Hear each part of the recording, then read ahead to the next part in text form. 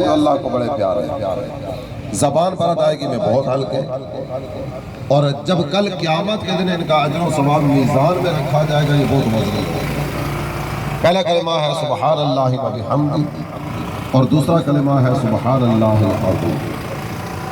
آئیے عمران بھائی کے اصالِ ثواب کی نیت سے ایک دفعہ مل کر سارے پڑھتے ہیں سبحان اللہ و بحمدہ،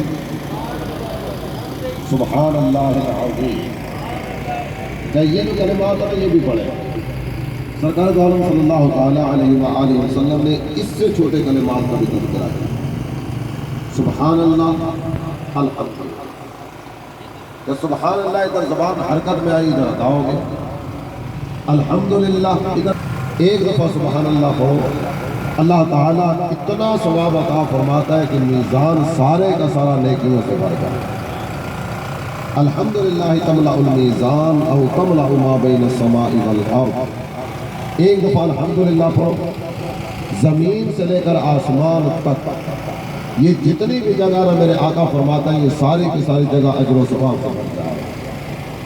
اللہ تعالیٰ ہمیں کثرت کے ساتھ اپنے مرحومین کو سارے ثواب کے تحفے پیش کرنے کی عادت عطا فرما۔